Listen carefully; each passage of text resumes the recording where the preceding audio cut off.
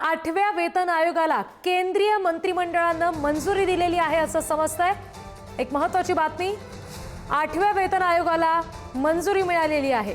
केंद्रीय मंत्रिमंडळाकडून ही 8व्या वेतन आयोगाला मंजुरी दिली गेलेली आहे असं समजतंय।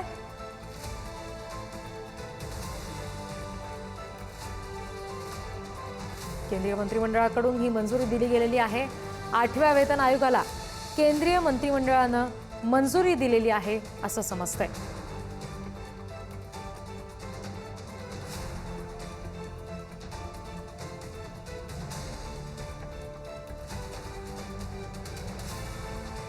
या क्षणाची एक महत्त्वाची बातमी आपण बघतोय। प्रतिनिधी शिवाजी काळे यांच्याकडून आणखी तपशील घेऊयात। शिवाजी, केंद्र सरकारने या अगोदर 7व्या वेतन आयोगाच्या संदर्भात घोषणा केली होती आणि या संदर्भात आजच्या केंद्रीय निवडणूक आयोगाच्या बैठकीमध्ये निर्णय घेण्यात आलेला आहे आणि 8वा वेतन आयोग जो आहे तो आता लागू करण्यात येणार आहे। त्यामुळे जे केंद्र सरकारचे कर्मचारी आहेत त्यांच्या केंद्र सरकारच्या ज्यांना पेन्शन मिळतात त्यांच्यासाठी हा 8वा वेतन आयोग जो आहे तो सुरू होणार आहे। त्यामुळे एक मोठा दिलासा जो आहे तो या निमित्ताने या कर्मचाऱ्यांना मिळाल्याचं आपल्याला पाहायला मिळतंय। जी शिवाजी, या सगळ्याचा नेमका कुणाला फायदा होणार आहे? कुठल्या कर्मचाऱ्यांना या सगळ्याचा विशेष फायदा होईल?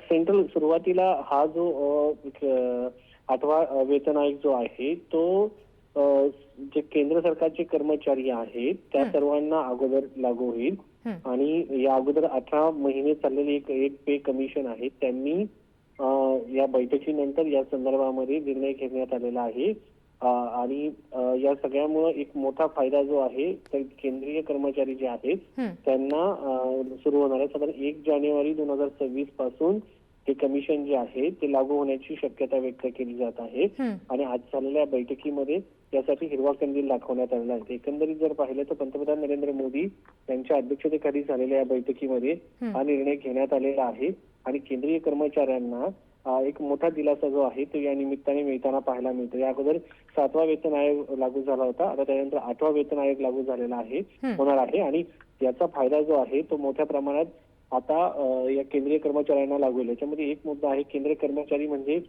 रेल्वेमध्ये काम करणारे, सिक्युरिटी फोर्सेस मध्ये काम करणारे, त्याचबरोबर जे याचे कर्मचारी आहेत किंवा होते ज्यांना पेन्शन मिळत आहे अशा सर्व कर्मचाऱ्यांना जो आहे हा वेतन आयोग जो आहे तो लागू होणार आहे। शिवाजी, पगार जसा वाढणार आहे आपण म्हणतोय तसंच पेन्शन सुद्धा यानंतर वाढेल, तर साधारण किती हजार रुपयांची ही वाढ असेल?